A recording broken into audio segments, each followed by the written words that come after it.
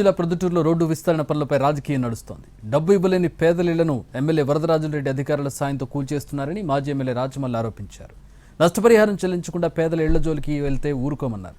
రాజమల్లి ఆరోపణలను ఖండించారు ఎమ్మెల్యే వరదరాజులరెడ్డి. ప్రొద్దుటూరు రాచమల్లు చేయని అవినీతి లేదని కౌంటర్ ఇచ్చారు. రోడ్డు విస్తరణ పనులను ఆయన కాదు కదా, మాజీ సీఎం వచ్చిన ఆపేది లేదన్నారు. ప్రభుత్వానికి సంబంధించిన స్థలాలలో ఆక్రమణ చేసుకొని మీరు మీ మనసులో ఉంటే అవి పడగొట్టారు. ఇక్కడ పేదవాళ్ళు 3/4 సెంటు అర్ధ సెంటులో ఉండి పట్టా స్థలాలు ఉండి రిజిస్టర్ ఆఫీసులో సబ్ రిజిస్టర్ ఆఫీసులో రిజిస్టర్ చేసుకునే కాగితాలు ఉంటే కూడా ఈ పడగొడతామంటే ఎట్టెట పడగొడతారా నాకు తెలియకడుగుతా.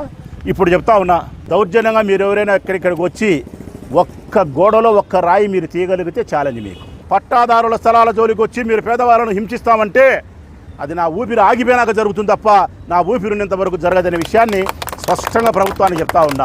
డబ్బు తీసుకునే దానికి పిటిషన్లు పెట్టి దొంగ భూములను ఆక్రమించి హరిజనుల భూములు ఆక్రమించి ఏటమ్మడి ప్లాట్లు వేసి గవర్నమెంట్ ల్యాండ్ అమ్ముకుంటున్నారే నువ్వు నీ బాగుంది.